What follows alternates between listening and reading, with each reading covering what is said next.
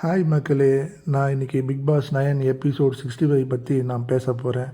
அதில் ஒரு சின்ன கிளிப்பிங்ஸ் தான், அதை பற்றி நம்ம பேசுவோம்.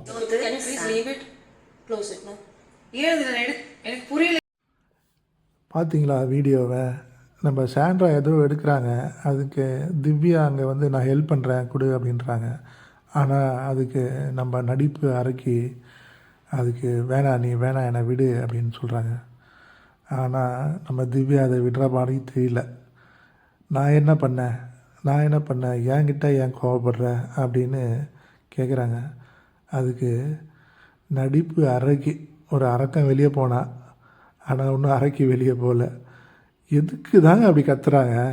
ஒன்றுமே புரியலங்க.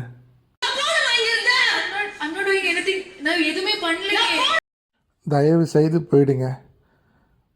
உள்ளே இருந்துக்கிட்டு மக்களை சாவடிக்காதீங்க. எதுக்கு கத்துறேன்னு தெரிஞ்சாலும் பரவாயில்ல. அந்த பொண்ணு புருஷனை அண்ணன் தானே சொல்லிச்சு, அப்புறம் என்ன பிரச்சனை?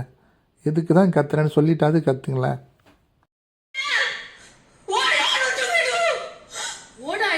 நடிப்பு அரக்கிக்கு ஒரு சந்தேகங்க.